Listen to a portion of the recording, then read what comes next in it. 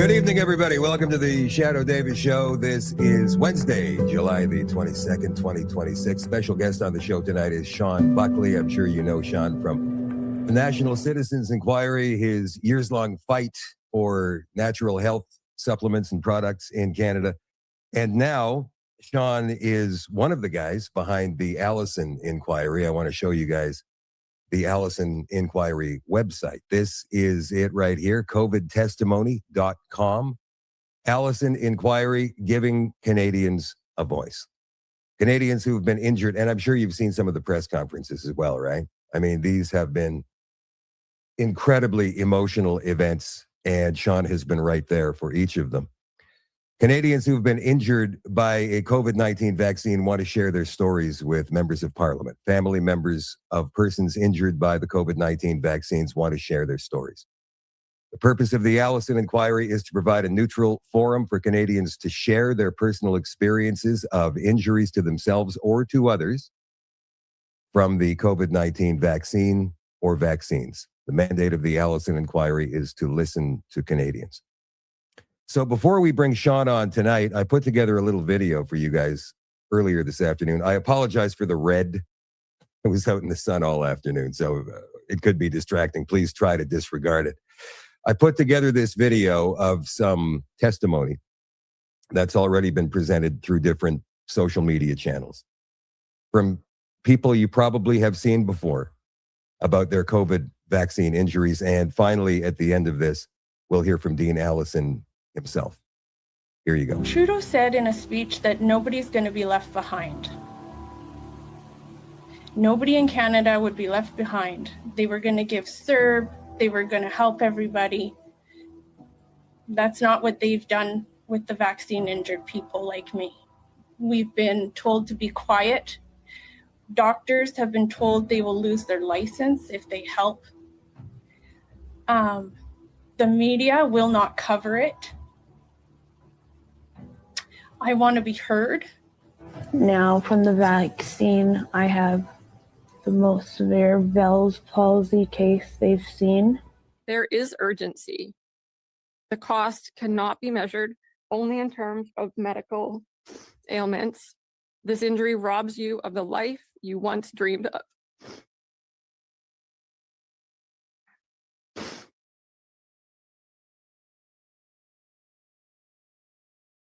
It tears your body apart,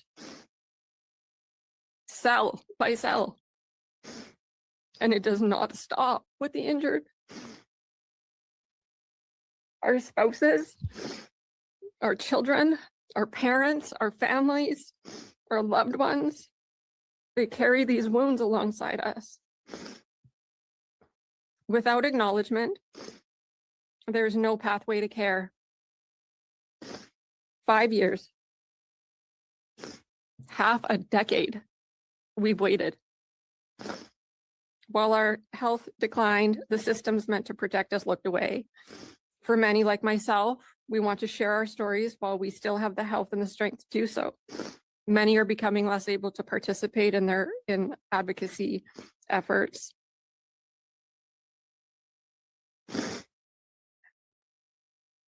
We have encountered profound systemic gaps between adverse event reporting, ongoing safety surveillance, and support. This is vital to provide informed decision-making and recovery. Many have experienced fragmented care, financial hardship, dismissal, medical gaslighting, and even ridicule. And I can attest to this personally. I was paralyzed by the COVID-19 shot. You will not hear my story on mainstream media. The Canadian government has left me fending for myself without the necessary treatments. Instead, they offered me NAID, which is medical assistance in dying. That's what they offered me after this was medically proven to be caused by my COVID-19 shot. That is not treatment, that is suicide or euthanasia. I would treat any human being better than that I even disliked. I don't just have to live without my legs anymore. I have to live with massive pain, a lesion in my spine, no bowel or bladder movements, somebody coming to get me dressed every day, having to be alone in bed when my fire alarm goes off, unable to move. This is not okay, and I need help. I'm appealing to anyone on social media to please share this video so that others like me can find help as well. If we don't speak up, we won't get the help. We've also heard from members of parliament from different parts of the country who have been contacted by constituents looking for answers and looking to be heard. That is why emails have now been sent to every member of parliament, inviting them to engage with this process, informing them of the opportunity for their constituents to participate. If you are someone who believes you or a loved one suffered a vaccine injury, I encourage you to reach out to your local member of parliament. We invite MPs from all parties to come to the hearings, whether for an afternoon, a day, or the entire week. This should not be a partisan issue. It's about listening to Canadians. Today, I want to highlight once again why these stories matter. This is not about relitigating every decision made during the unprecedented public health crisis. It's not about assigning blame. It's about listening. It's about learning. It's about ensuring that when Canadians face the next public health emergency, we're better prepared because we had the courage and the honesty to examine experiences of Canadians. Canadians deserve transparency. Canadians deserve accountability. I would tend to agree with that. Shawn, thank you for making the time. Welcome back to the show. It's been a while. Oh, Shadoe, it's just a pleasure to be on your show. It has been a while. So happy to see your face again, my friend, and happy to see the work that you've been doing. During that clip, we played the Michelle Wharton testimony, obviously, from the press conference you guys did a couple of weeks ago. And everybody got to see you standing next to her, and you looked incredibly emotional during her testimony. well, After you all of also, the, I'm you sorry. also have, you also have to understand, I'm watching her back in case she falls, because she has no feeling from about maybe 3 or 4 inches below the hip down, and her legs are moving. She's having to move them because she's also got POTS, and she could pass out if she doesn't do this. So, but you can't watch that without being emotional. But I'm also have to watch her in case I have to catch her. Right. You went through, I'm going to say, 1.5 to 2 years of the National Citizens Inquiry, where you sat and you listened to some incredibly emotional testimony from people all across the country. Are you ready for another round of this? No. Shadoe, I think I was going to say a word up.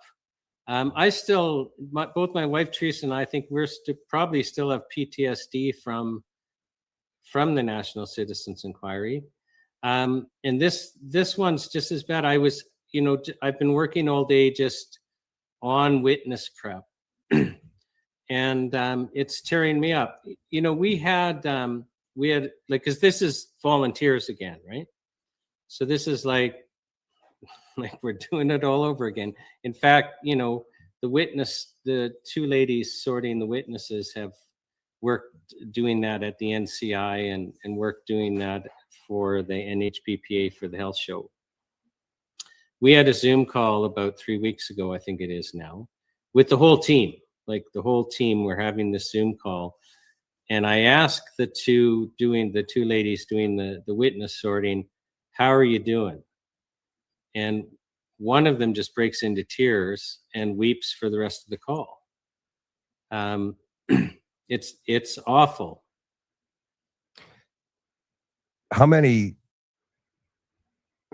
inquiries have you had about testimony? I mean, I heard a number like 58,000 or something, and I think that was maybe a little bit high. Have you had thousands of people reach out? Oh, you mean to apply for this one? Yes. No, we're probably around 800. Oh, okay. 800. Yeah, I think you're getting that figure. That's the number of people that have applied to the vaccine injury program. Oh, okay, right. I'm sorry about or that. are showing up. Like I think that actually might be. I think Health Canada's figure for vaccine injured persons was around 60,000, and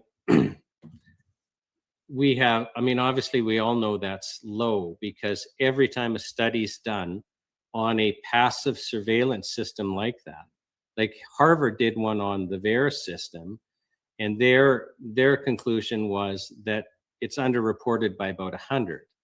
Well, it's way, way easier to access the VAERS program than it is Health Canada's adverse reaction program. So when Health Canada admits to 60,000 people or reports of a vaccine injury, Lord knows what the real figure is. Well, we know that there has been all kinds of runaround, right? Like the people who have suspected a vaccine injury. People like Kayla Pollack, for example, who had to fight and advocate for herself through the medical system for months and months, years and years even, for a doctor to finally say, okay, it's a vaccine injury. And the same with Michelle. She's been through so much. And Kayla, Carrie Sakamoto, she's been through hell. All of those people have been through. And I wish that I could have put all of the vaccine injured people on that clip, but it was already 5 minutes as it is. People are asking, Shawn, what is the difference between the NCI and this particular inquiry that you guys are doing? Yeah, so first of all, it's an interesting question anyway, because Shadoe, when my wife Teresa and I were the main people running the NCI, the idea that we were finished when we finished those COVID hearings, I mean, the whole purpose of that was to give people a voice, hopefully to bring about change. And I think the NCI made a huge difference. If, for no other reason is it kind of gave us strength and community, the people that did watch it. Like that was such an incredible experience for me personally, but giving people a voice, it was a fantastic honor.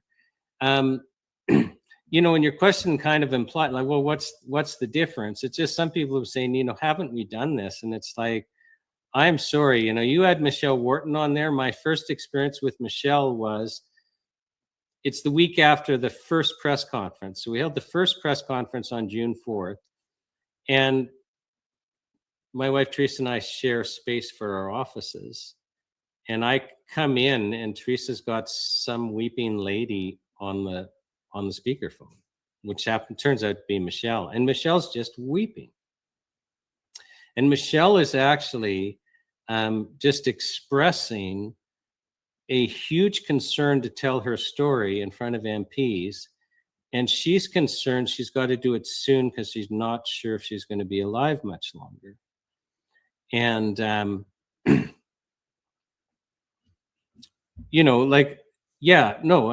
then I phoned Michelle the next day because I wanted permission to share stuff like this. And she gave me permission and I got her story myself. And I've read her form. These people are desperate. Listen, Shadoe, for the whole NCI. So when was it when we went public with Preston Manning announcing us at a press conference? I think it was it February? Teresa says February. It was before February. Let's say it was. Anyway, from that time when we started taking applications to the end of the COVID hearings, which ran for months, we did 8 cities, 3 days in each city, and we didn't run every week because we had a couple of holidays. And we were doing all issues, lay witness applications in total. We either had, it was like 902 or 906. That was on all issues. We likely didn't have 100 applications on vaccine injury. So we got in the first 2 days after our press conference on the Allison Inquiry, in the first 2 days, we had 500 applications. I find it amazing that the news of this inquiry has spread so quickly. And I do recall watching the first press conference where you came out and Dean also came out and said, we don't want this to be partisan. We want it to be a nonpartisan experience. We don't want it to get political. And the very next hour, my MP, a Liberal guy, and I don't know how he won in this riding, but he did. He comes out and starts talking about how the vaccine saved so many lives. And Allison or whatever. Doctor, he's a doctor, right? So when you put a doctor up there, but his last name starts with an E, right? Olson, yeah. Yeah. I struggle with that one. Oh, okay.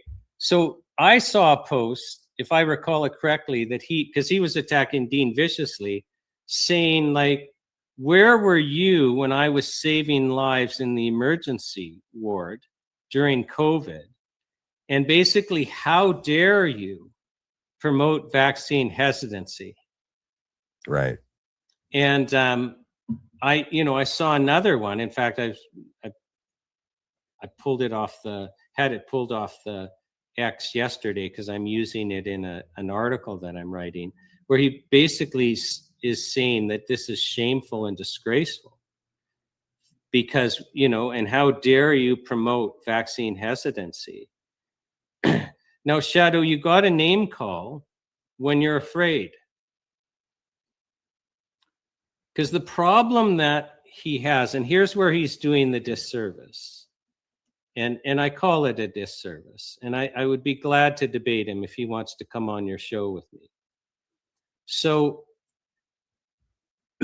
Rasmussen did a poll in the United States in September of 2025. So, we're almost approaching, we're closer to a year than not. 56.6% of Americans polled by Rasmussen believe that the COVID vaccine caused not death, not like, does Aunt Mary's cousin's friend know somebody who died? Not death, significant death.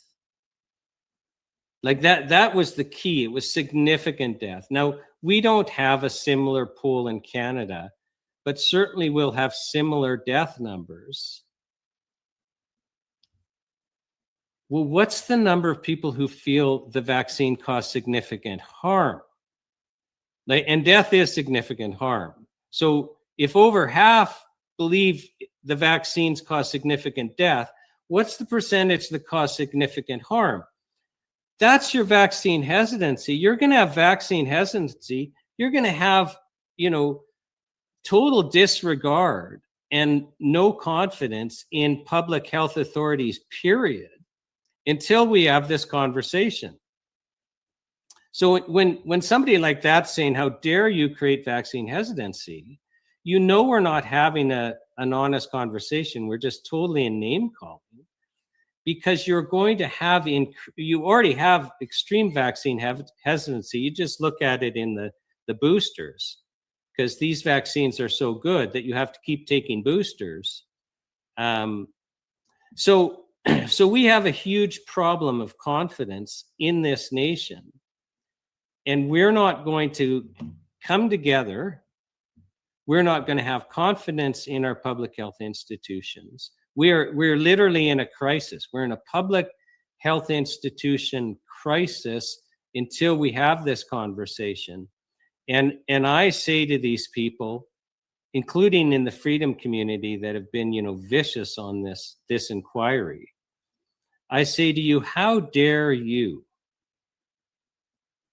How dare you prevent a conversation where we're allowing vaccine-injured persons tell their story, because we're still not having the conversation in the public space, and they're being treated by lepers, and they're dying, and they're suffering terribly because they're not allowed to have proper treatments. You can't treat them right until you identify the problem. And some of them, the system acknowledges its vaccine injury, and there's clear protocols, and they can't have them because in our socialized medical system where we don't accept vaccine injury, oh, you can't have this treatment for that. You can have it for other conditions. We offer the treatment. It's there, but you can't have it. And they can't have it because we're not having this conversation. And, I was on a podcast last week with the medical doctor. And I asked the medical doctor, I said, look, it's like July 2026. Is it possible for a medical doctor in Canada to honestly speak about the COVID-19 vaccines, that they cause harm, that we should be addressing the harm it causes? And like the medical doctor was, no, that they'd be professionally disciplined and likely would lose their license. Well, how are we going to have this conversation, Shadoe, unless we have a brave MP who's willing to publicly call vaccine injured persons and have this conversation. So can I tell you how this came about and just how cool it is that you would say, I can't believe how it's getting out there. Yes. I was going to ask you, I mean, because so many people have been so frustrated with, especially the vaccine injured, obviously. People who have been completely debilitated by this thing, and the lack of political willingness to even listen is mind-blowing to me, especially as you say, all this time later on. We know what some of these, we could completely discount the Liberals and the NDP from this because they are absolutely politically motivated, ideologically motivated. And for anybody to say, like Doug E. Olfson, for example, for anybody to say that this vaccine was causing harm is absolutely against their commandments. But the conservatives, go ahead. Yep. I think it, first of all, I learned a long time ago that somebody that you might be fighting today could be your ally in something tomorrow. And I've learned through this process that we live in a bubble, Shadoe. Like, we're in what I call the freedom community, and we have ate, drank, breathed COVID for 5 years now. And almost everyone watching this show, if we say PCR test or, dying with COVID, not of COVID, like just to name some of the very early themes, we all know what we're talking about. And we assume that everyone else knows what we're talking about. Yeah. And so I'm going to talk about bubbles in a second. I'm going to start to say how this came about, and then I'm going to get into bubbles, because people have to understand how much of a bubble we're in and how there's another bubble that we're not in. And people are people. Like, if you and I were in that bubble, we'd be acting the exact same way. And if the people in that bubble were in our bubble, they'd be acting the exact same way as we are. And I really think we all need to understand how much of a bubble each of us are in. And I didn't understand. So Teresa and I are last October driving across Canada, dragging the Health Freedom van, holding events. I saw you in Winnipeg. I couldn't stay in that room. In October. That room is absolutely claustrophobic for me. I can't stay in that room. I was there for 20 minutes and I wanted to sit and listen to you guys, and I just couldn't take it anymore. But we met, and thank you for coming. Yes, and it was a pleasure to see you there. And we end up in Ottawa on October 23rd. It's a Saturday. We're dropping off the third largest paper petition in Canadian history to MP Blaine Calkins. And thank you, Blaine Calkins, for doing that and entering them. And now we're planning on going to Montreal the next day and visit family. And somebody had been bugging us. You got to meet with this MP Dean Allison person. And we finally agreed. So we stayed an extra day. Couldn't have been a Saturday. Yeah, it had to have been a Saturday. Because that's when we had so I mean, maybe it was a Monday, stay over a couple of extra days. Yeah, it probably was, because we would have resolved to go to Bikers Church that Sunday. So Monday, we're staying an extra day. We meet with MP Dean Allison. Well, don't you know, like, he's like a kindred spirit. We just like the guy. We have a wonderful meeting. Obviously we're talking about natural health products and stuff like that, but he says to us, I've been thinking about holding an inquiry where we just listen to vaccine injured persons. Right? He said that to you. He said that to us. Whoa. Well, he knows who we are. You're talking to the right guy. So we say to him, well, if you decide to do that, we may be able to help you, because we may not be willing to help him, right? Like, we don't know. We don't know him yet. We don't know what the idea is. We don't know what the parameters.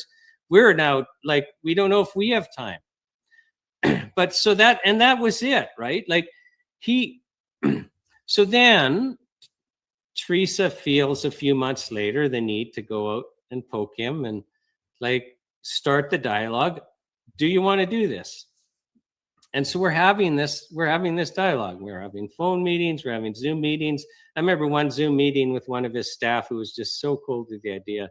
It was crazy. Because that person's job was protecting Dean's career. And this isn't something that's going to, is obvious to protect his career. So in this process where Dean's trying to figure out if he's willing to do this, and we're trying to figure out, okay, if you are, what does it look like, and are we willing to help you?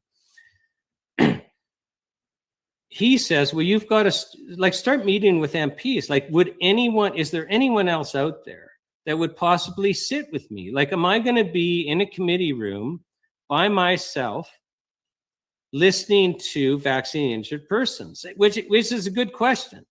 So we're meeting with MPs to see, is it absolutely possible that you would agree to sit in a committee room and just listen?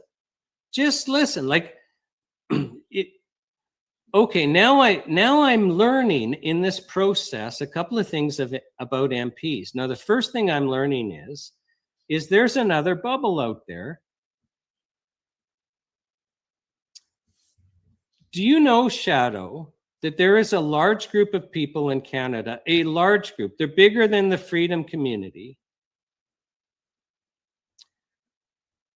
who follow the mainstream media? They have not found the Shadoe Davis podcast yet. Let's hope God blesses them with this knowledge sooner than later. Amen. Okay, they believe the COVID-19 vaccine saved lives. They believe, hey, they know, this group of people in this other bubble, they know Canadians are injured. Because it's all around us. It doesn't matter what bubble you're in. You can't deny that you or people around you are suffering. That dang long COVID. Right.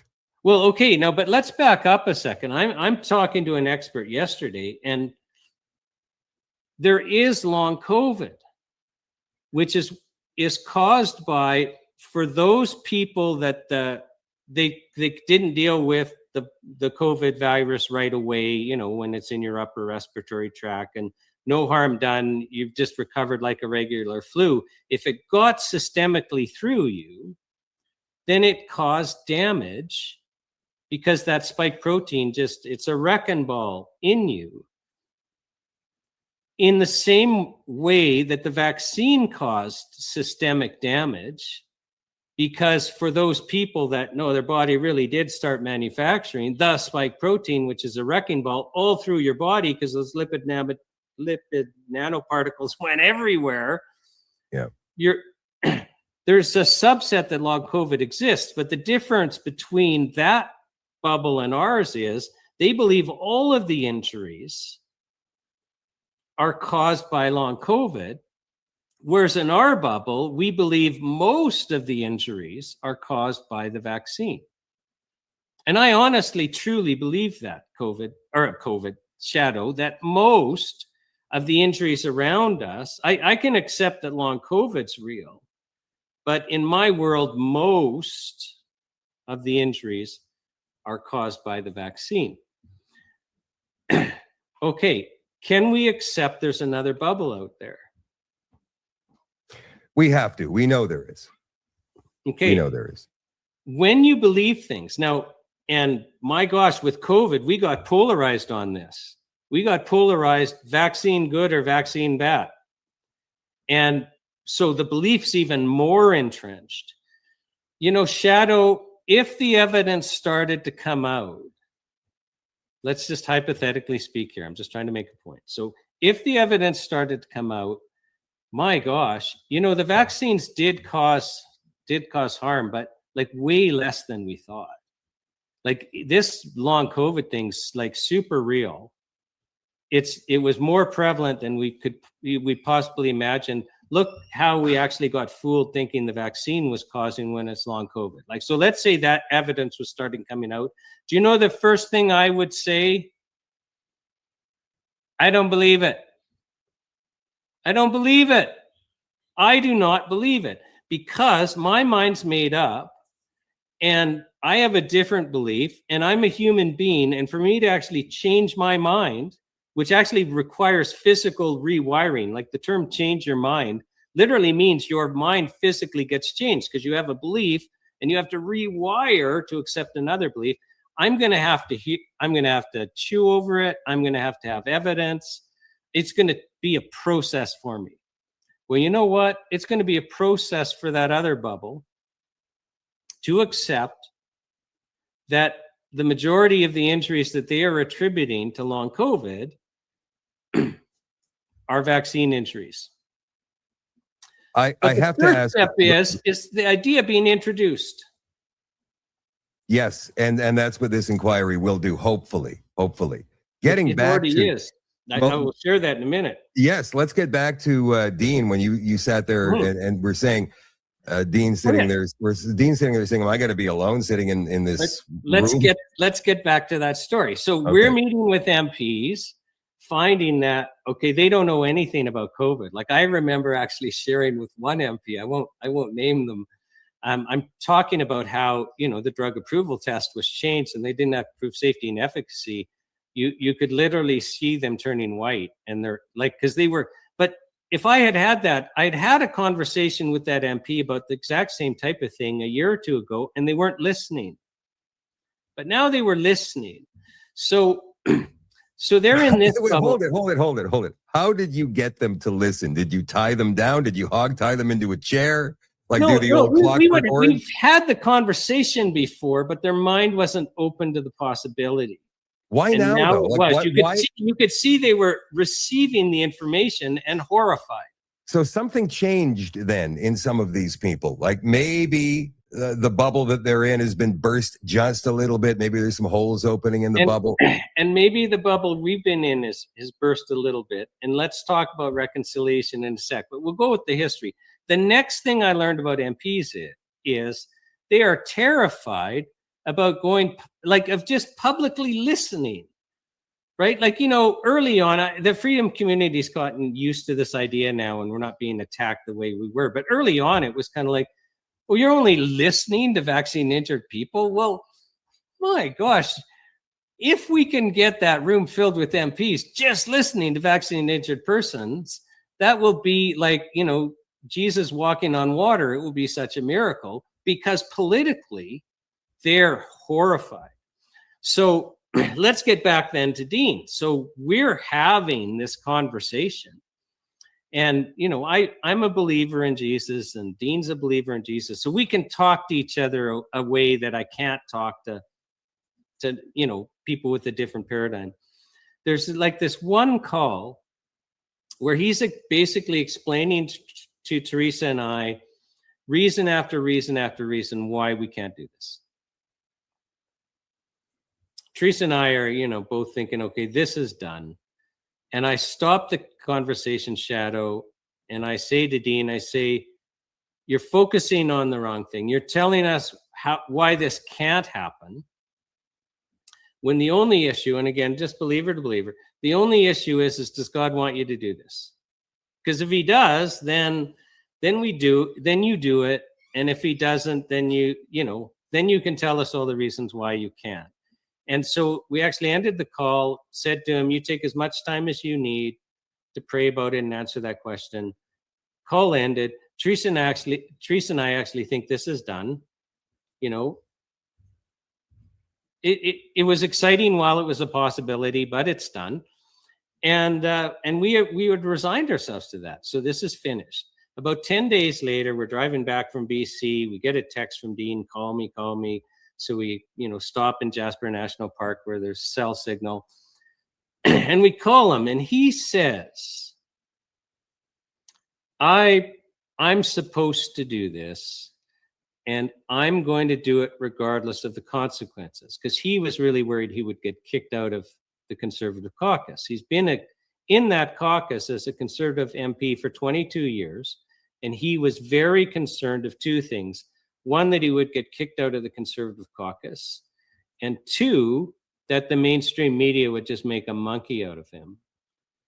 And, but he believed at that point, I'm supposed to do this. So those possible consequences don't matter, because once you think you're supposed to do something, off you go. So we said, this is a Saturday. And we found out that he and his wife were going to be in Edmonton the following Saturday. We said, well, why don't we meet in person because Teresa and I actually know if his wife isn't on side, we're not going to get through this ride together anyway. Right. Because we know the attacks are going to be vicious. And we know it's going to be a difficult process to go through and a lot of work.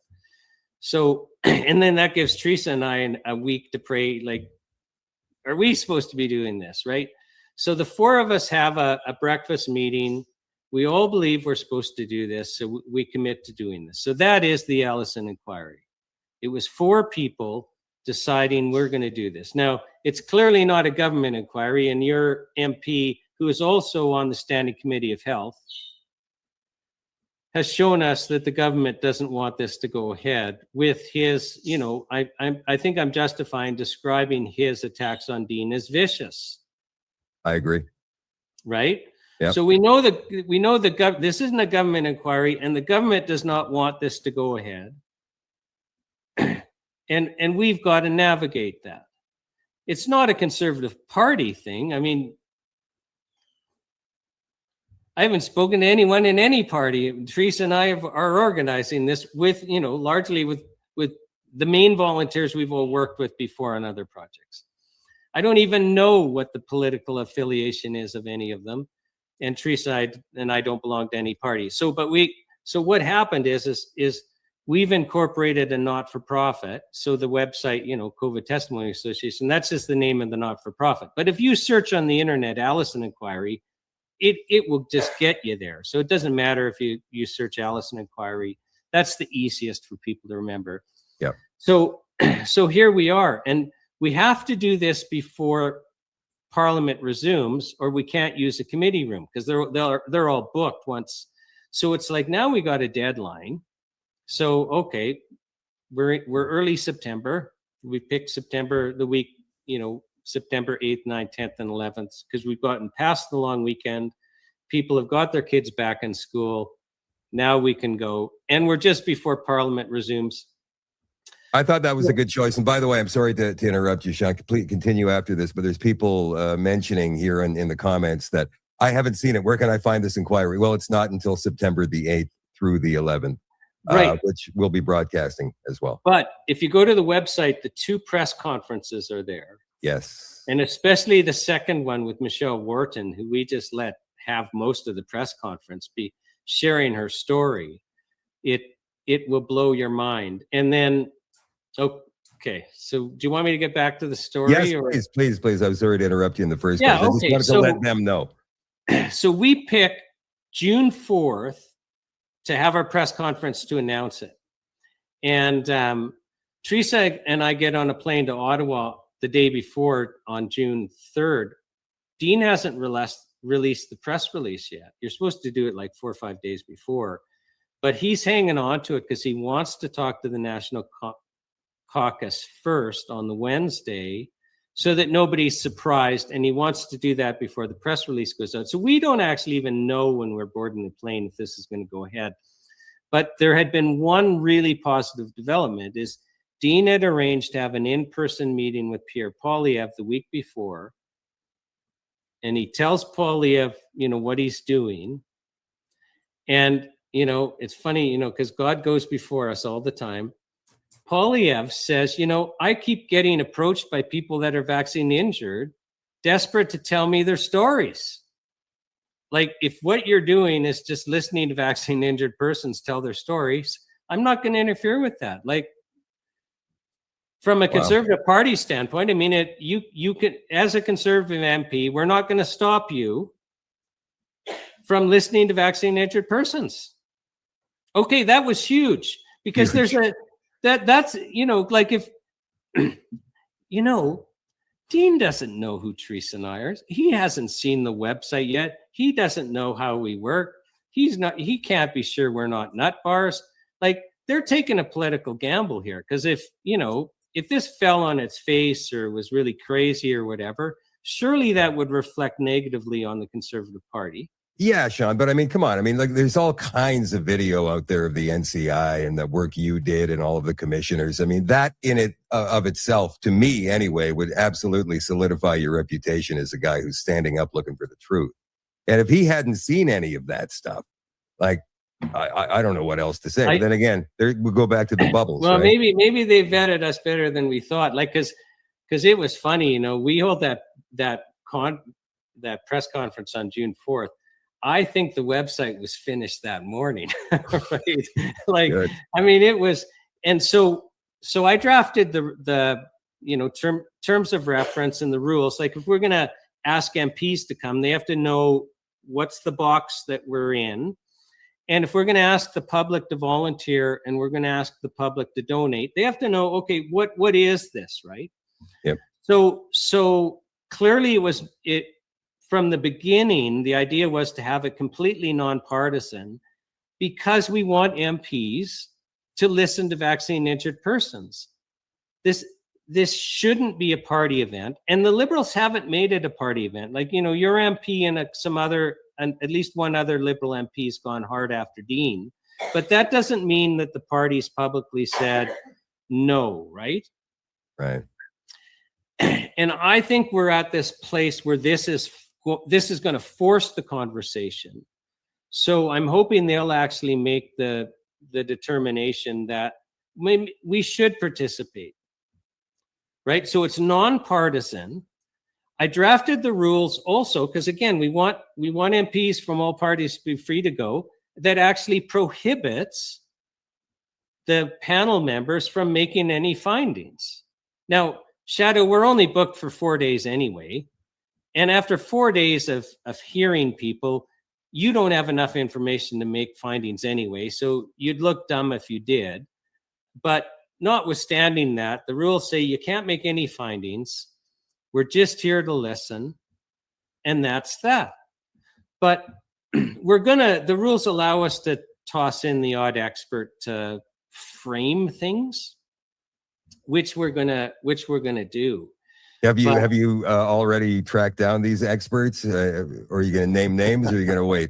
We are not. My wife would be very cold to me if I was to name any names, because we've been under such attack, like it's, you know, at a higher level than she or I have ever experienced before. So we're just thinking, to avoid sabotage, we want to keep that, you know, under the lid right now. But we're just planning on a handful. We have picked them. Not all of them have confirmed, but hopefully that will be very soon. And, you know, we've started to pick vaccine injured persons. So now I'm just at the very beginning stages of doing the final review, because I'm not involved in the picking. Right. Because really, in all fairness, like we've got, you know, those two ladies that are reading every single application and figuring out how to grade them. And I don't want to interfere with that because they're the experts. They're the ones living in it. So, but then, you know, if I interview somebody and, you know, there's any red flags, or, you know, they just simply can't communicate or anything like that, you know, then I can recommend that they send some others my way. But they're doing the sorting when we're at that stage. But back to the story then, the genesis, and what's so positive about this. So Dean tells National Caucus the Wednesday before the Thursday that we announced this at a press conference. And he's, wait. When you say National Caucus, we're talking about a caucus meeting of all the Conservative MPs. Of the Conservatives, yeah. So all of the Conservative MPs are having a caucus meeting scheduled on the Wednesday.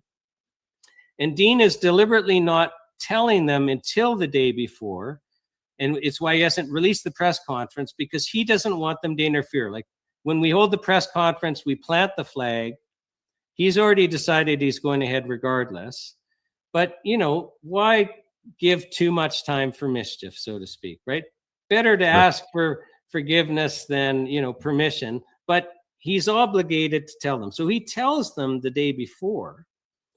And as he related to me, Poilievre stands up and says, I've got no problem with any of you participating in this. Wow. Okay, that's huge, because it means that the Conservative MPs do not have to worry about party backlash.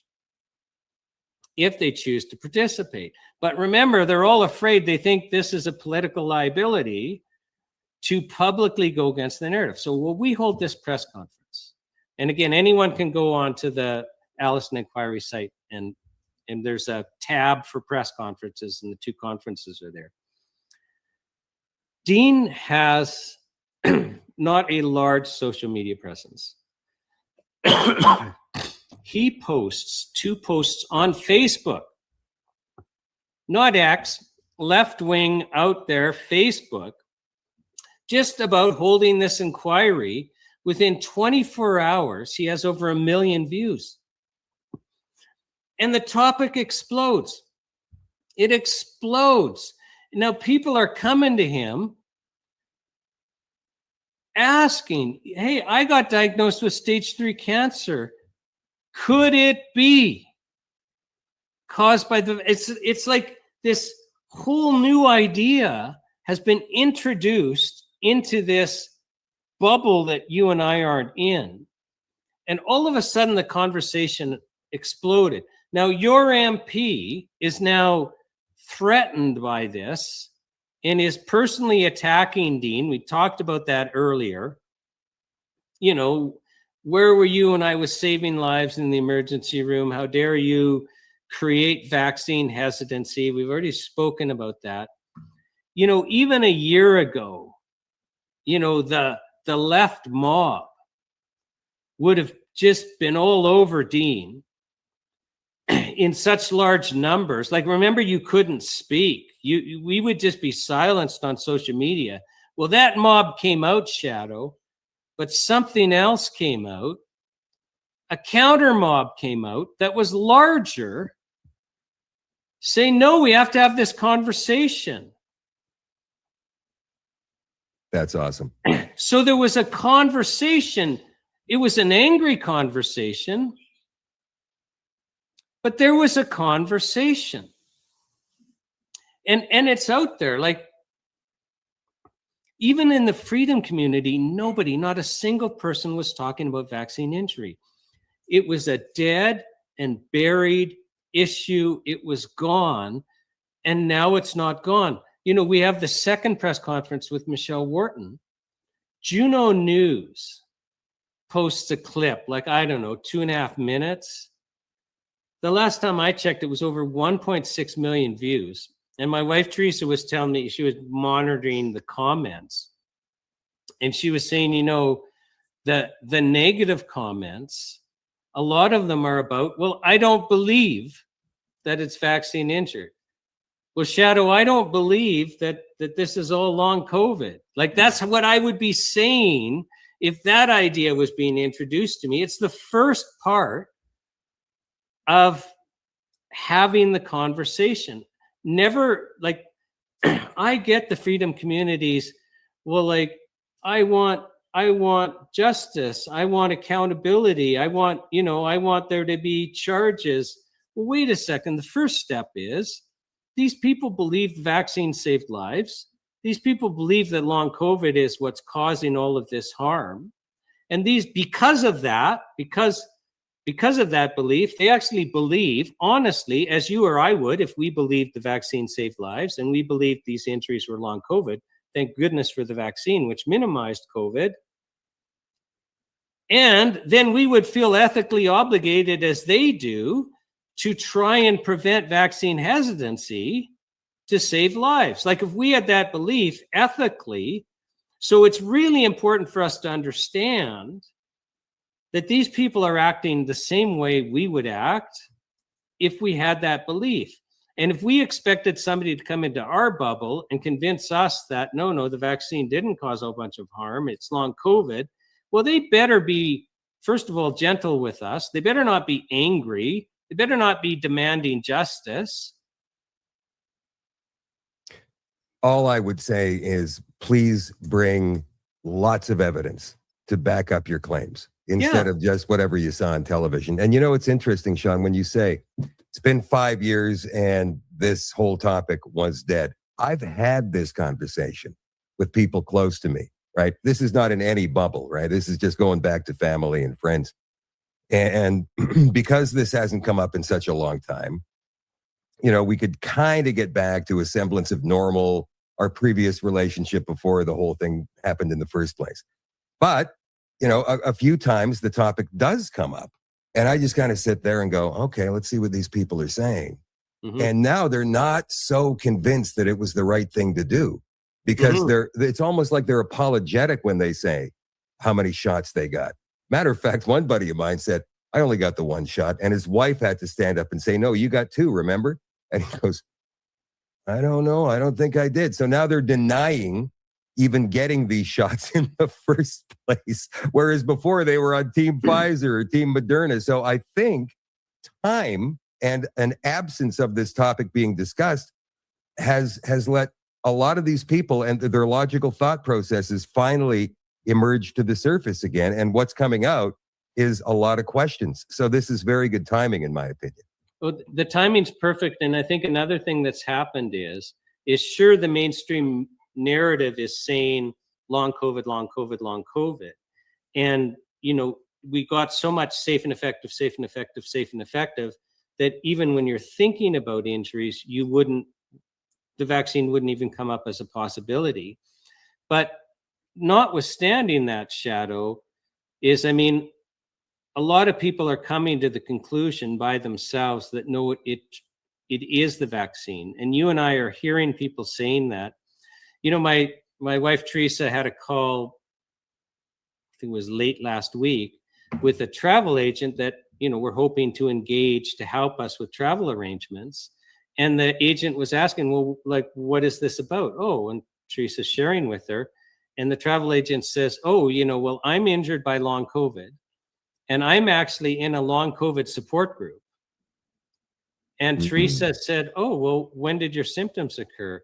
Oh, well, like right after the vaccine. And, Teresa continues the conversation. And, 5 minutes later, the lady comes to understand, no, I'm vaccine injured. It's not long COVID.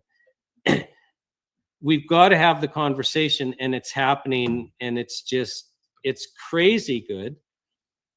And now we just have to because still, this is trending, but thank you for having us on the show, because Of course. we need several things to happen. So first of all, we need everyone to learn about the Allison Inquiry. So start sharing it.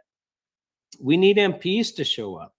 So on our website, we have a section on how do you engage your MP to have them attend.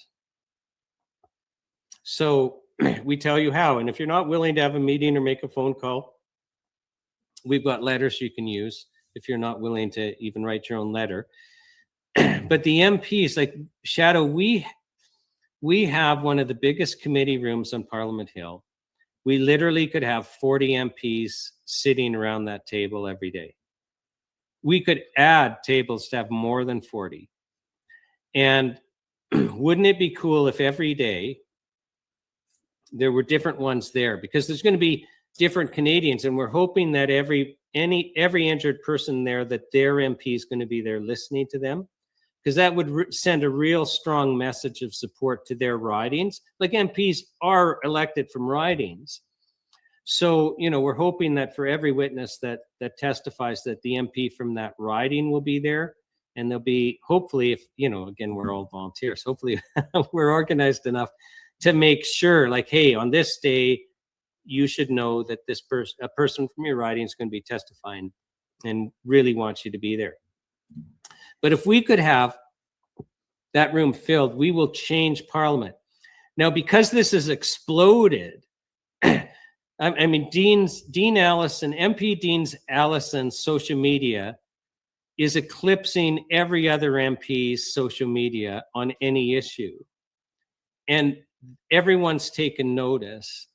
And for sure, the policy wonks in every party in Parliament are going to be watching this inquiry. For sure. And for sure, the, several MPs, even if they don't attend, are going to be watching. And they're going to be changed, because, you watch the NCI, you cannot watch people sharing tragic stories and not be changed. And, we're hoping that after this inquiry, that every group, including especially the doctors and nurses, the medical groups, that all of a sudden they'll have permission. Right now, they're going to get professionally disciplined if they have that conversation. But if we can have MPs having that conversation, surely to goodness then, no doctor should be disciplined or no nurse for having that conversation in the coffee room at the hospital, and for having that conversation with their patients, because the patients are going to be demanding it, because the patients are going to be watching. And this could be what we've all been waiting for. And so we need people. If you are willing to volunteer, email us and say, I'm willing to volunteer, because we've got a plan, we've got materials. If you're willing to pester all MPs to show up, not just your own, we want to engage you peacefully and with love. But if we can create that pressure and get them at the table, then for sure we will turn this around. And then the other thing we're asking for, hey, this is citizen run, citizen organized, and citizen funded. And right now, so I don't know, well, we're live. Okay, so what is it? Is it July 22nd. 22nd, Yep. 2026? We've covered our expenses to date, but we don't have any money.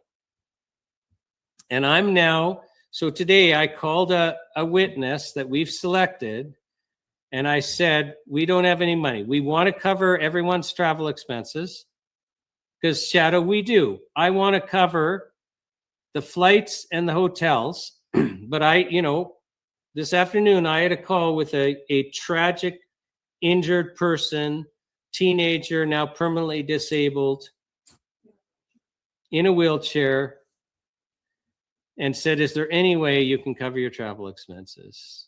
Well, my mom and I talked about it. We think we can cover the flights. Can you cover accommodation? Somehow we'll do that. Yes, we will cover your accommodation. But what a shame that we're not even covering their flights. And we need to be doing that. So, I'm a volunteer, Teresa's a volunteer, all of the key people are volunteers. We got to pay for our website guys. We got to pay for our social media posters. We got to pay for our AV costs. And surely we got to pay for travel for the vaccine injured. So please go to Allison Inquiry and donate. Please. There it is. So that we don't have to I don't have to continue to be having these conversations with vaccine injured witnesses. But the funny thing is they want to get there even if they've got to figure out how the heck to cover their flights. And that in itself, I'm just saying we should be doing everything that we can. And then Shadoe Davis, there's another thing that's brand new. Somebody like you, alternative media, can you get into a committee room without press credentials? Not a chance. But in this committee room, through MP Dean Allison, if you let Teresa know that you're coming, we can get you in there. So we want to have, if the mainstream media isn't going to show up, and some of them might. Global ran a positive story. Like Global ran a story about a vaccine injured lady who, severely injured, who basically couldn't get vaccine compensation from the vaccine injury program. And then said, oh, by the way, there's this Allison Inquiry listening to vaccine injured persons. It was like, I didn't believe it when Teresa told me there was a positive story. I had to go watch it. And then CTV has had some, we'll call them negative stories. One of the attacks to try and get this to stop is there's a theme, they're attacking, Pierre Poilievre's lost control of his caucus. Look at Dean Allison's doing this and another MP's doing that. And so Poilievre's chief of staff ends up on CTV and they're, Poilievre's lost control. And the guy's saying, Poilievre's chief of staff, and it resonated with me because it was common sense. It's like, really can't, we've got all these MPs. They have different interests, different focuses. Like, really, we can't allow conservative MPs to look into different issues? Like, really? So that's the conversation they're having. But CTV isn't ridiculing the idea of listening to vaccine injured persons. Right. And so really, I took that as positive press. It's Now, amazing. The It's Globe amazing and what Mail real big- and Toronto Star and all, oh, they've, we're vaccine deniers, and some of the social media attacks have just been like on, do you want me to name names? No, okay. The person does not want me to name names. So personal attacks on some of the volunteers have been, worse than I've ever seen. Let me ask you this. Going back to the day that Dean told the caucus, the national caucus, that he was going to go ahead and do this, did he ever tell you at all what the response, what the reaction, the immediate reaction of the entire caucus was? Was it positive, negative? Were they dumbfounded? Did they say nothing? Like, what was that? No, I don't, but there was reaction afterwards that was interesting. So, and he did share with me that Pierre Poilievre had said, it's okay if you guys want to participate in this. So meaning there's not going to be a problem. I'm not going to give you grief if you participate, conservative MPs. But Dean did relate to me and afterwards that some MPs were coming up to him, and he would share their names, saying, how did you get permission to do this? Like, I can't believe you're doing this. Like, I can't believe this is going to happen.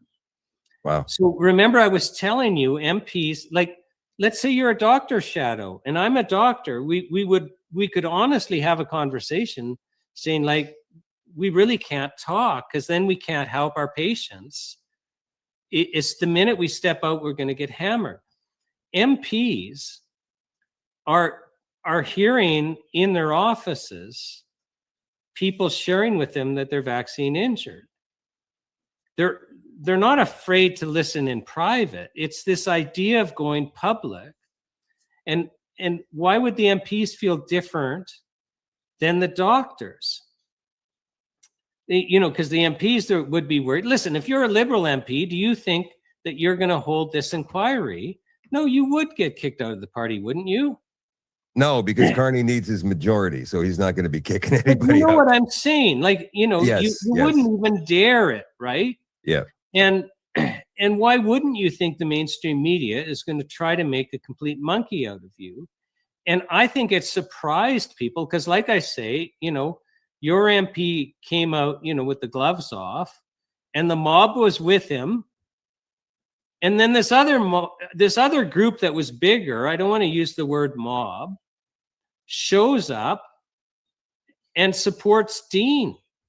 Yeah, that's and big. says, no, we need this inquiry. We need to have this. Another interesting thing is Shadoe, the MPs themselves are injured. Like in the US, senators in Congress got an exemption. MPs in Canada didn't. And there were just a handful of MPs that didn't. And they got excluded from Parliament, Dean Allison included. He couldn't go to Parliament because he got treated poorly. I was going to say something else. You can guess what I was going to say. So it's the night before the press conference. Teresa and I have just flown into Ottawa. And Dean is out for supper with 3 other MPs. And he's, oh, you guys, you've arrived. Do you want to join us for supper? So we joined them for supper. Well, Teresa's sitting beside this female MP. Well, why are you guys here? Oh, we're here for this thing. Well, she spends the whole night, supper, telling Teresa about her COVID-19 vaccine injuries.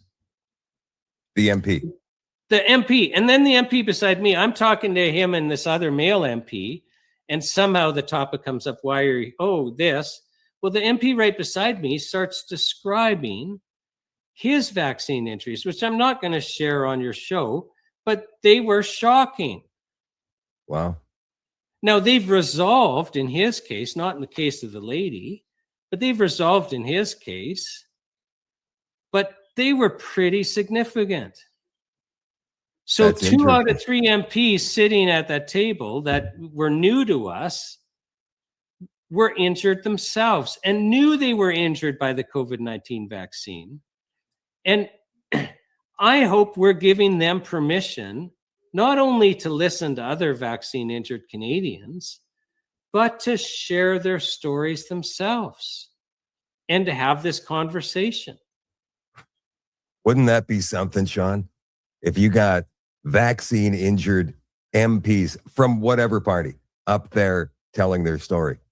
Wow. That might change things in this country. That might get the narrative reversed somehow or slowly. I actually hadn't thought of the inquiry calling them, because that might look, especially if they were conservative MPs, it might look now that this is becoming a party event. I was just, and we can disagree on that. I was just thinking this event could give them permission to openly speak about their own experience without fear of censure, because any Canadian that is at risk from mainstream media attack affecting their career, be they doctors or MPs or, likely teachers would be in the same boat, I expect. Because we're not allowed to have this conversation. It's 5 years. It's 5 years later, and we're still not allowed to have the conversation. Well, by gosh, I want to have the conversation, Shadoe. Yeah, I agree. I want to have it. And I want every alternative media person live streaming this, whether they can be there or not, and reporting on it, watching it and reporting on it, because you don't have to be in person to do that. But, I think we've got maybe 50 slots. We could have 50 alternative media people there. And then some of the witnesses are not going to be willing to be interviewed by media because they're going to be so wiped out physically just making it to that chair for their testimony. But some of them will be willing to be interviewed. And then having the media there, because it's not going to be, CBC interviewing them, but having enough alternative media there to interview them and get their story out, that privileges them. Right? I'll tell you this. I think more and more people are going to start coming out and telling their story. But, we heard from the 3 women that I played in the video off the top of the show about medical gaslighting. And I understand that that's something that is unproven, at least in Canada. And maybe I'll share you anecdotal something that totally validates that. But okay. And then we also need remember, to talk everybody, about the vaccine injury program. This is anecdotal, everybody. So just a story that Shawn heard, something happened to a friend or an acquaintance. No. It's systemic in this process. Yes. So it's pretty strong anecdotal evidence. Okay, let's hear it. Okay. So, we've called witnesses at the NCI talking about medical gaslighting. And, we've had Michelle Wharton talk about that. Okay. We put a little intake form on the Allison Inquiry website, apply to be a witness. It's a very simple form, very few questions. We did that because we'd learned in the past, if you have a long form, nobody applies. So you do a short form and they apply, and then you send them a longer form. And, it's funny, everyone wants to be involved. So, we're getting pressure from some other people and that you should have like a really long form so that, we can data crunch the data afterwards. You've got an opportunity here. We resisted that. And also being a lawyer, I don't want grading questions. I want tell me what happened questions that aren't leading. But in any event, we've got a longer form and it is a commitment.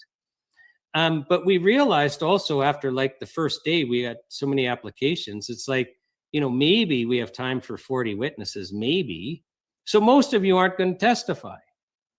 But wouldn't it be nice if we could include your written testimony as part of the record? So now we're asking you, we change our we're asking you, will you consent to your answers to the written questions forming part of the record?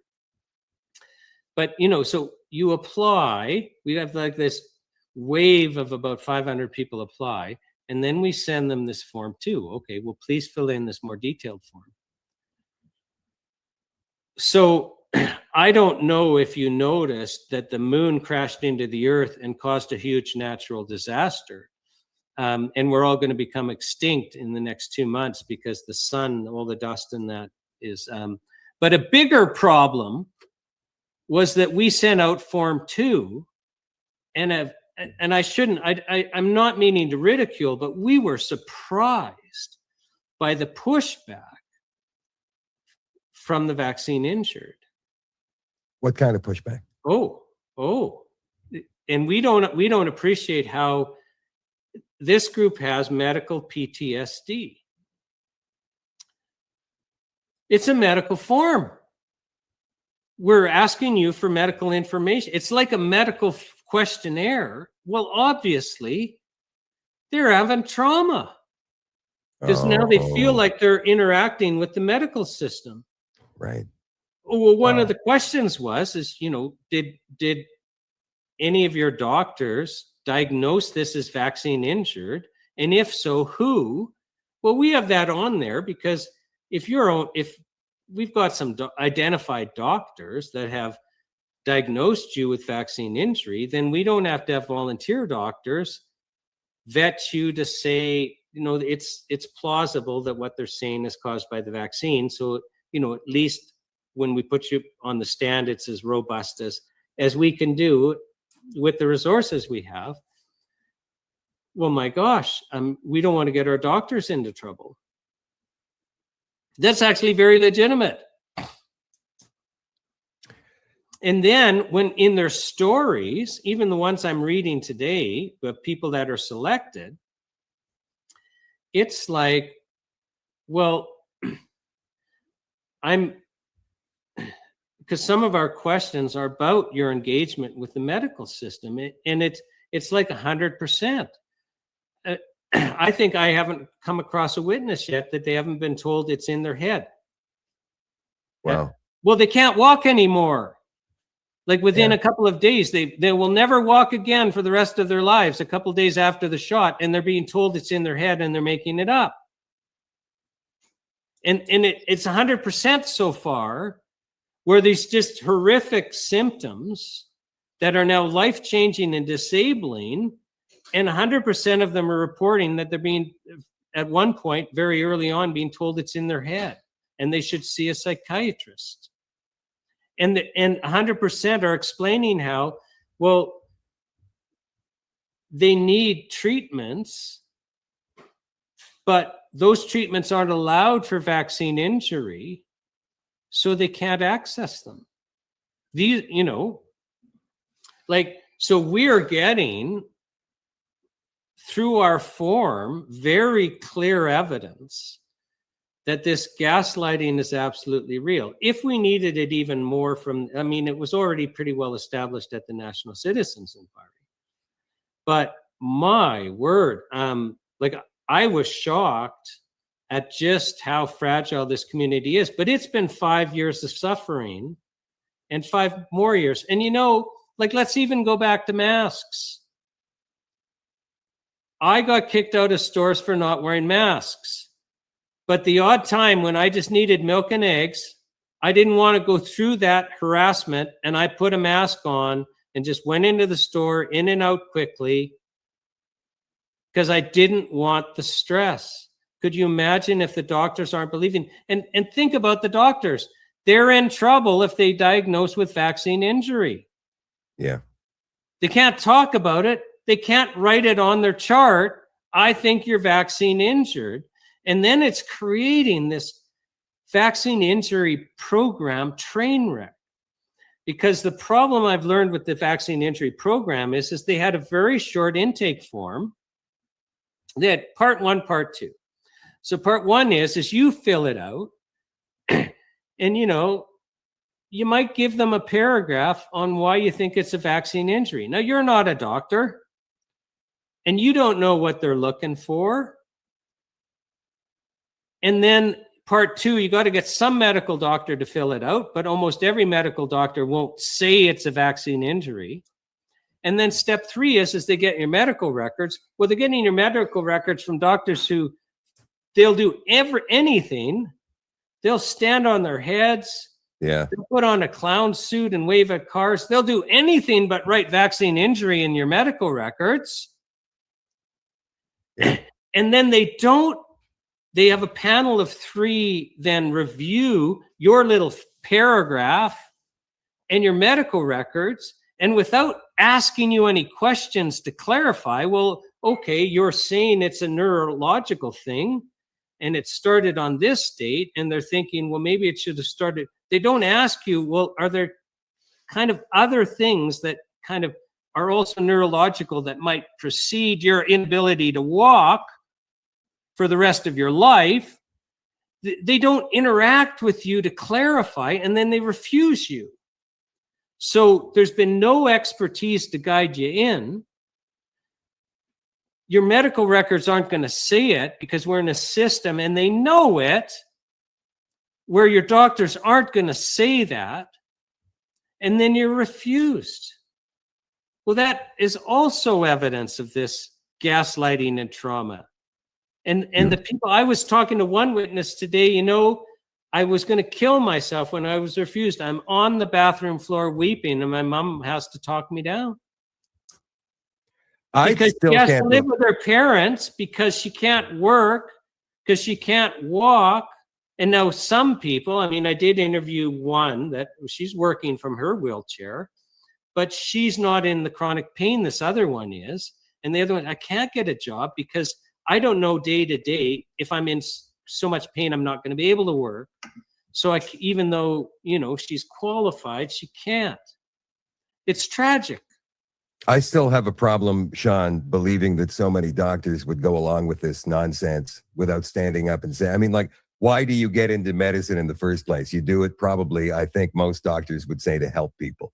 And now they're stuck in this system where if they say, hey, I think this might be a vaccine injury, they're going to be completely censured by their society, their college, right? And we see that happen with Dr. Charles Hoff and several others across the country. But that was an instance of, what do we say, a dozen different doctors across the country who all got smacked down? What if 1,200 of them had all stood up at the same time and said, it would have ended it. If enough nurses would have stood up so that the hospitals wouldn't have functioned, it would have ended it. If enough doctors would have stood up so that the hospitals couldn't function or the medical system would, be put on pause, it would have ended it. If enough dentists would have stood up, if enough lawyers would have stood up, if enough teachers, it's going to be a fascinating conversation with the doctors, with the nurses, once they are free to talk, to explain what was going on. Now I remember one at the NCI said quite clearly, I had to, I had to pay my mortgage. And we've had others report, the private conversation, doctor to doctor, that was safe. I've got to pay my mortgage. I got my kids in private school. These are real pressures. And, Shadoe, I didn't have to take the jab to pay my mortgage, and my kids were adults. But what if they weren't adults? And what if it would have put us on the street? And what if me speaking out, as a lawyer then would have led to me losing my license? I'd like to think I would be that guy that stood up, but I wasn't there. Yeah. There was a financial consequence for sure. I closed my law office to volunteer with the NCI for 3 years, and they reimbursed me my travel expenses. But I'm sorry, I spent a lot of money doing it that I never asked to be reimbursed for. But I wasn't worried about my kids being on the street. Yeah. Well, look, many people have made sacrifices. And so this is another divide that we find. But right? I'm saying I wasn't worried about my kids being on the street. I wasn't facing that. So would I have done it if it meant that my kids would be on the street? I don't know, because you'd never know till you're there, right? I think that you would have. And the reason I can say that quite obviously is because you gave up your medical or your legal practice for that long, spent money out of your own pocket for the NCI. And when you close your legal practice down, you're not getting any income in. So No. this is kind of a big deal, right? It is funny, because when, you're a lawyer, everyone just assumes you're rich, when really I was in the trenches fighting the machine, for impoverished people, but I wouldn't change a single thing. But I'm looking forward to hearing what those doctors and nurses have to say.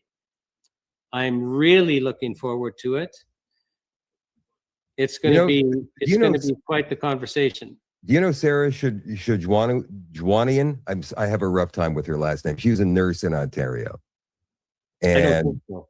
she was one of the Canada's frontline nurses. And Okay, I may know her then, and the last name's not working with me. Yeah, you'd probably know her face. And she last week got slapped with a $297,000 fine from the Ontario College of Nurses. This after 5 years of lawfare. I'm pretty confident I do know her.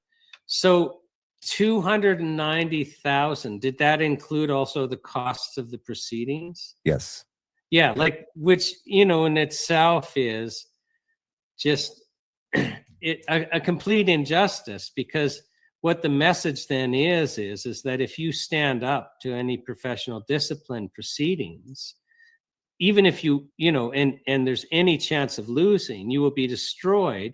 And the problem is that the people that are appointed by the college, they will understand actually that the college is seeking to recover its costs, including your wage, with a verdict. Like, it's the unconscious bias is outrageous, and penalties are meant to deter, not to destroy.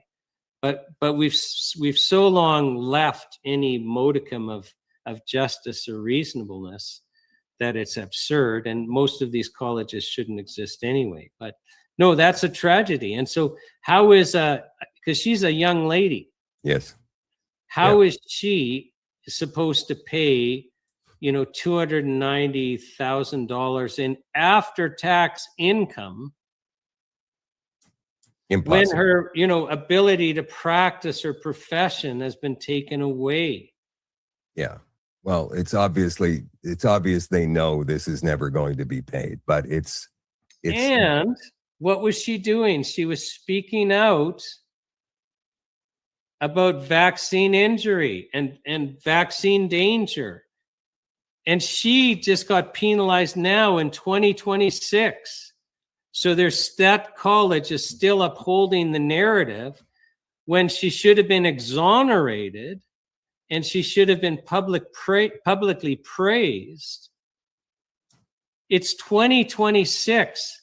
Now, why are Canadians putting up with that? And, why aren't they, storming the Ontario College of Nurse building and saying this is so unacceptable, you people are so out of touch, and this is a dangerous precedent, and it will silence nurses that have an ethical obligation.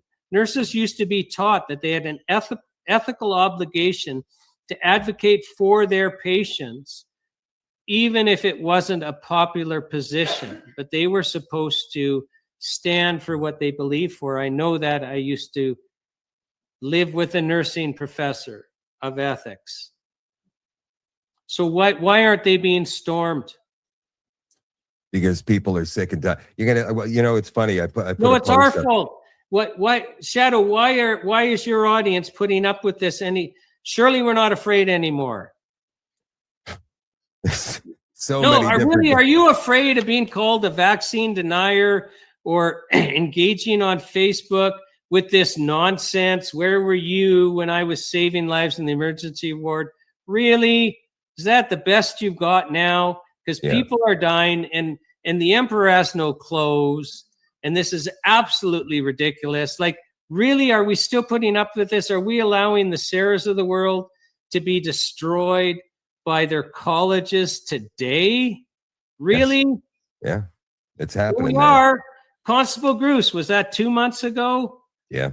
Really? That's another one. You know, they should have to the Ottawa police should have to disconnect their phone lines, which they need for emergency calls, because it just doesn't stop ringing with people saying, I'm angry about the Bruce decision. You guys are not allowing police officers discretion, and you better open that investigation because she was right.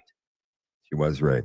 When we talk about, we talked about it earlier in the show when the Conservative MP, Dean Allison, decided he wanted to do this. And there was a little bit of concern that he was going to be attacked and eaten alive by the left-wing corporate media. I sit here and think, okay, so how many inquiries have there been in the United States, led by Senator Ron Johnson and others, asking very similar questions, I'm sure, to the things that you'll be asking the people who will be testifying in September at the Allison Inquiry.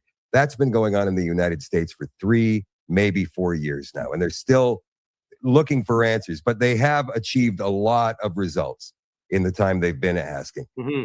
The Canadian media must understand that, we have seen that stuff. There's many thousands, even millions of Canadians who have seen that stuff. We understand exactly what's going on, and it was no different in Canada. Okay. The mainstream media is watching this Shadoe Davis because they're so afraid of the Allison Inquiry. And so let's just say to the mainstream media now, I mean, the Rasmussen poll, that the majority of Canadians believe that the vaccine caused harm. Like, you're losing credibility, and you will become worthless and non-relevant unless you embrace this. And that's the reality. Like, there'll always be that very small percentage, but they're not enough for you to have any influence. And the only way for you to salvage this is to lead the conversation, which includes, you basically it becoming apparent that you have some culpability in this. But it's 2026. Isn't it going to get worse if you let this go longer? I mean, the first thing, as you pointed out earlier, Shawn, is identifying the problem, or identifying there is even a problem, and then trying to identify how to solve it. And I think this is a great step forward in that regard in this country. And I certainly hope that many millions of people across the country watch the inquiry. I'll be streaming it, and I will try to get out to Ottawa myself and be a part of it in that briefing room, in that conference room. Because there's nothing like being there. Are you going to be allowing members of the public in for these, or is this going to be strictly a? So the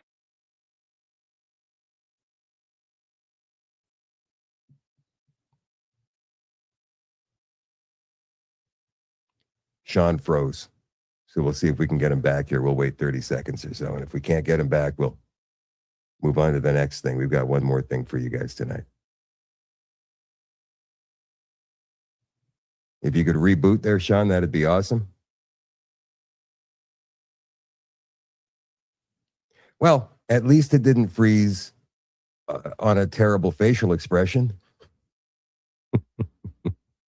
Okay, Shawn is gone from the show tonight, but he's doing yet again another fantastic job with the Allison Inquiry, which is running September 8th through 11th in Ottawa. The website is right here. I'm going to put it up on the screen for you guys. COVIDtestimony.com. That is COVIDtestimony.com. But if you go to Google or any other search engine, what you'll find is typing in the Allison Inquiry will take you right to this website. Also on X, you can follow at Allison Inquiry, and on Facebook, follow Dean Allison for more information. This is going to be hopefully 800 applications already in for this, and there's no way they're going to be able to hear 800 different testimonies over the period of 4 days. So Teresa says that their internet is spoiling. So I guess that's it for tonight with Shawn, but that's cool. I mean, an hour and a half is long enough, right? But hopefully they get some of the best testimonies, and hopefully people listen with an open heart and an open mind. And Shawn is back for one last statement. Teresa just texted me and said, Shawn, that your internet is crapping out a little bit, but I'm glad you're back for at least a final comment here. But we can't hear you. Sorry. There you If are. I turn my mic on, it's one of Yes, those funny exactly. mics. It has to be on to work. Right. I'll have to get a new one. So you were asking, can the public attend? Yes. So this is on Parliament Hill in a parliamentary committee room where everyone has to go through security to get in. So the public can't just show up unless they're on a list. And we've got a limited amount of space in that room, which we want to fill up with alternative media. So it doesn't mean that we can't put some members of the public on the list if when we get closer, it's clear that, there's going to be some space for the public. So I think, just interact with us through email or whatever to let us know. We have made alternative arrangements in case, somehow the government manages to get us out of that room. We're going to press ahead with the inquiry. But if we manage to be able to stay in that committee room, then we will have a venue very close where, the public could watch and interact and all of that. So we're not sure what that looks like, Shadoe. And then, also to be perfectly honest, because we're a small group of volunteers, even the idea of having to organize that right now is daunting. But yeah, so we don't know what that looks like for the public. We would love to have, the lawn of Parliament Hill to be filled and there to be big screens and the whole thing. But, we're not organizing that if that's going to happen. Right. So, How is this going to be executed? Because I did check out the NCI when you guys were in Winnipeg, and I watched a lot of it. There were people from the public there who were able to watch, but the commissioners all asked questions. And you pointed out earlier in the show tonight that these MPs who will be attending this inquiry will just be sitting there listening. No, they won't. Actually, it'll be the opposite. So MPs are accustomed to a committee format where witnesses are very limited in time for their presentation, and then the MPs, flesh out the evidence with questions, and that's going to be the format. So I will be leading witnesses, but let's say we have a witness for half an hour, a vaccine injured witness that we slotted for half an hour. What we anticipate is me leading that witness for 10 to 12 minutes at maximum, and then MPs having the rest of the time to engage with the witness. So the MPs will have more control than anyone else over how the conversation with the witness goes and what to focus on. So when we're inviting MPs to come, I mean, this will be a format that they're familiar with and comfortable with. And work with all the time, because all MPs, do committee work. It's one of their roles and responsibilities as MPs. So we're adapting to their world, not the other way around. That's interesting. And I'm wondering now, we say, okay, so Liberal MPs, all MPs are welcome. They can come and ask questions. I'm wondering if some Liberal MPs will actually try and storm the inquiry. Well, but then again, that's what happens. So, but really, you're expecting a Liberal MPs to 30 or 40 to come in and sit around a committee room and belittle a vaccine injured person. Yeah, and Teresa says in the background in a wheelchair, as many of them will be. Well, okay, if they want to do that, then that's the way it goes. I actually think that what would be more likely is that they would ask questions, and it's okay to challenge witnesses and that, but these are people too. I mean, I get that we're all divided, but there's a bubble here. We have an opportunity to actually have a conversation that's needed. It's needed to heal the nation. We're obviously still divided on this. If somehow after 5 years, we actually can't have a conversation. If you think the vaccine didn't cause any injuries, well, surely people aren't going to die of COVID now you're not worried about COVID vaccine hesitancy now in the summer of 2026, isn't it safe now for us to have this conversation?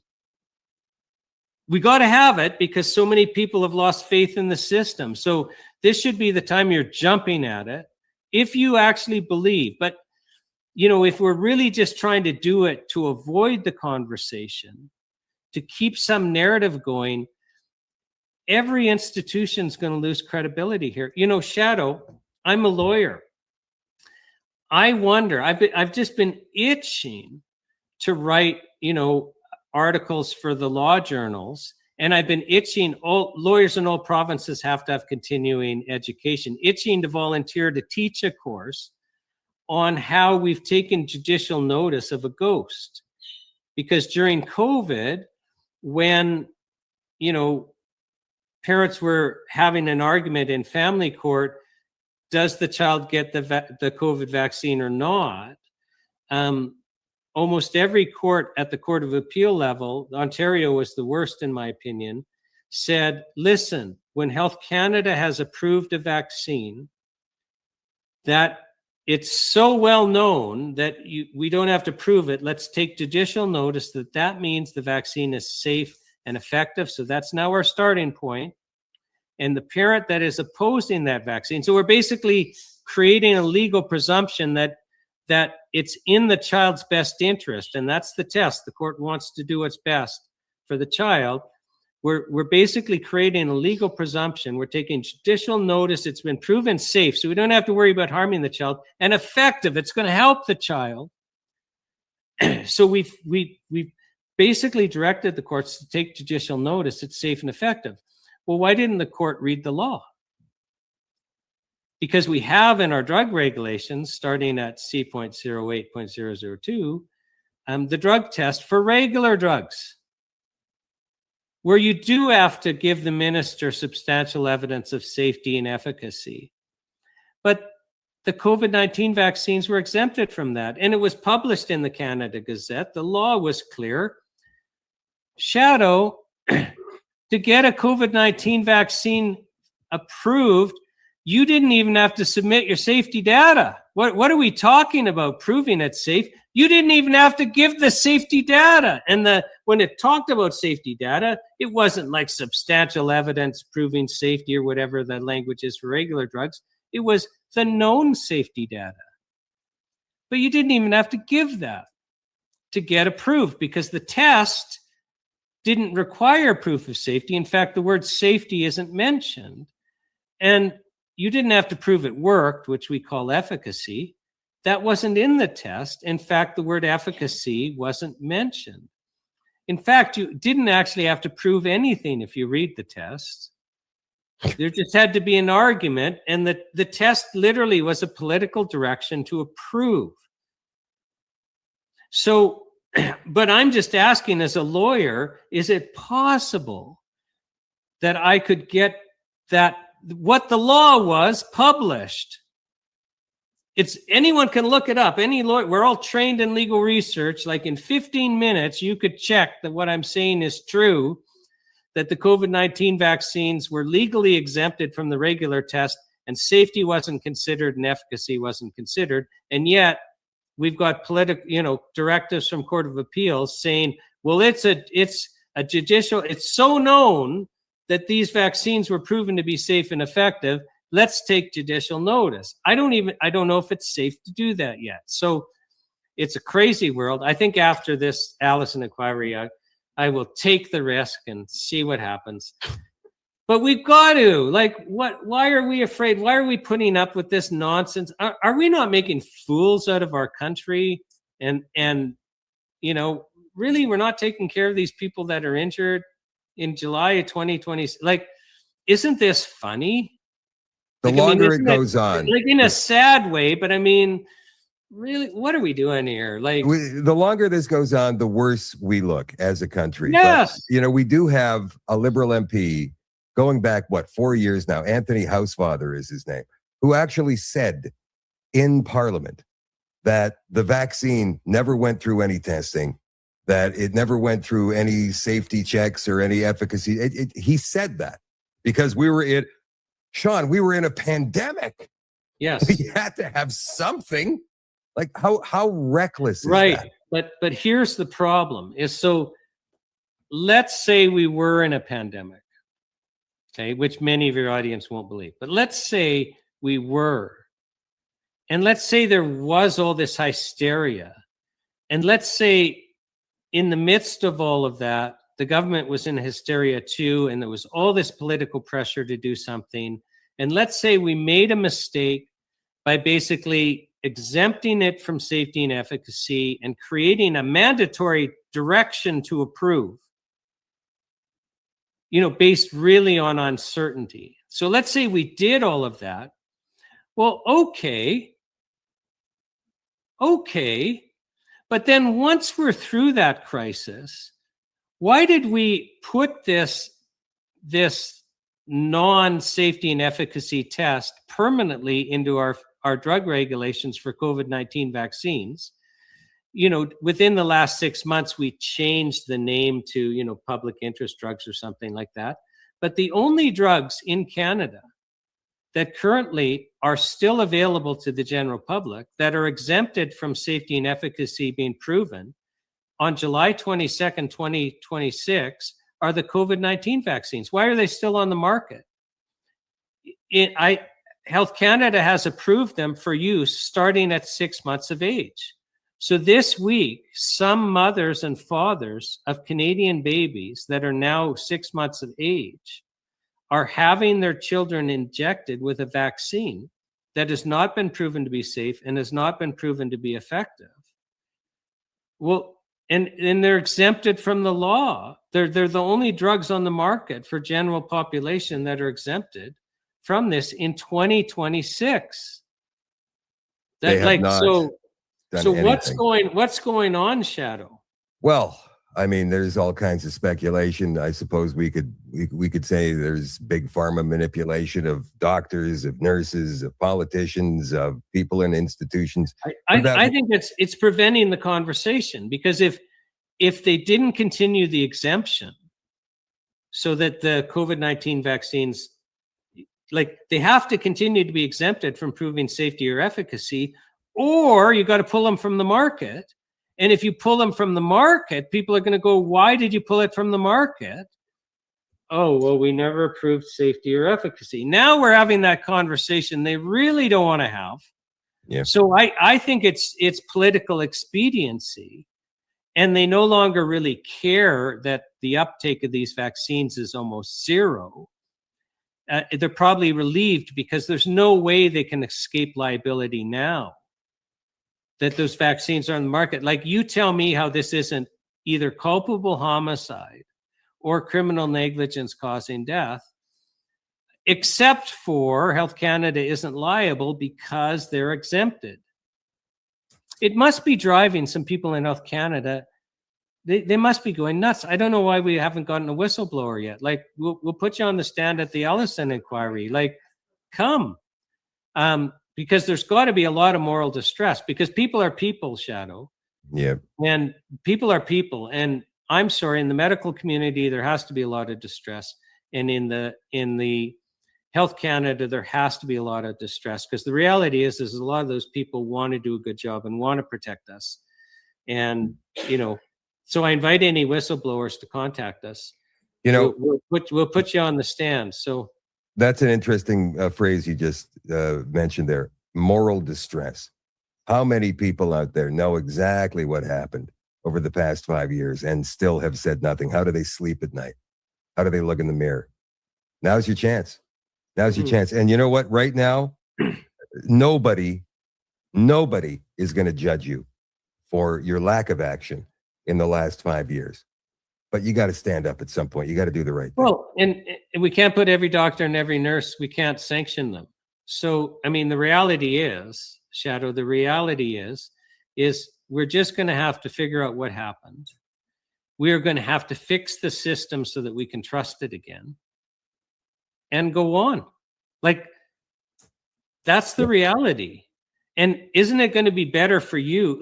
I can't imagine being a doctor. They're getting so hemmed in that if they don't adhere to these little standards of practice, I was interviewing a doctor earlier this week, on the natural health thing for NHPPA Talk Forum. And it's like, no, they're so hemmed in. Like, they get disciplined and harassed if, the example there is like, there's a lot of evidence if somebody's having thyroid problems. Before we had, I forget the name of the drug, Synthroid or something.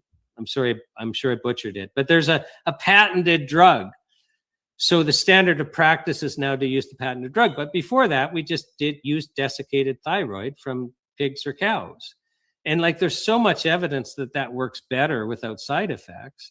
But, he was giving an example that he was getting disciplined for doing that. Like, I couldn't imagine being a doctor today.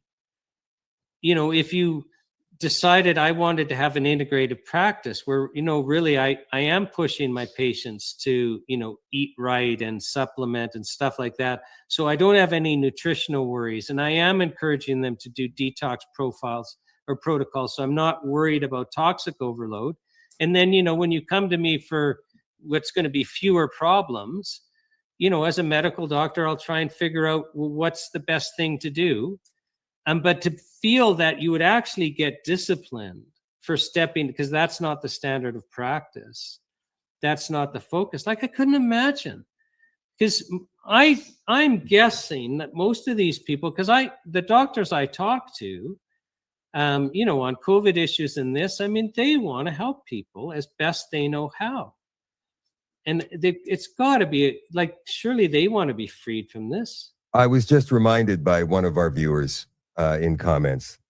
You just asked, why are these things still on the market? Like, we're talking Moderna, we're talking Pfizer. A few years ago, they removed the AstraZeneca vaccine, did they not?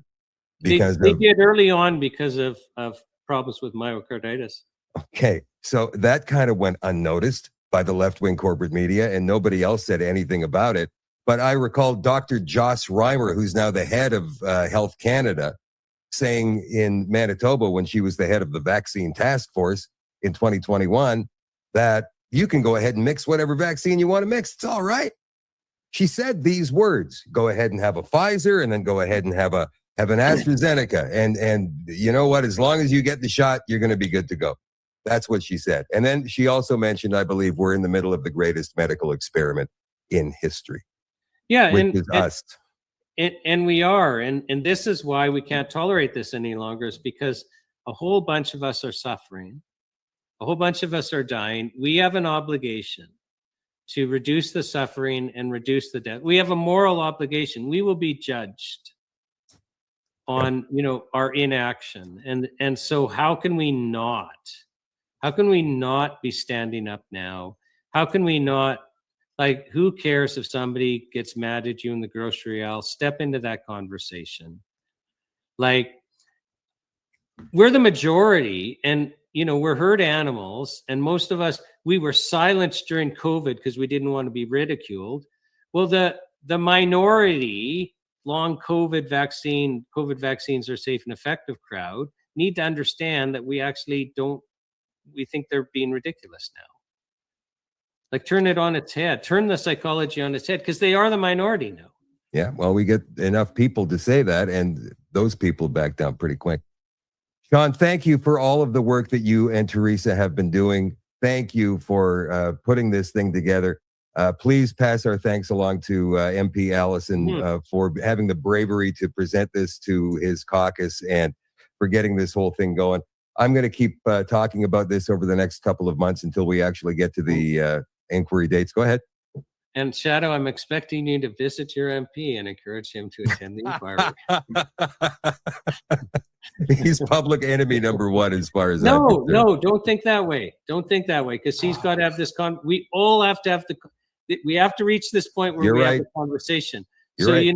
You literally even could have a non-angry, honest conversation with them and just say, no, but it's time. We have to have the conversation. Like, yeah.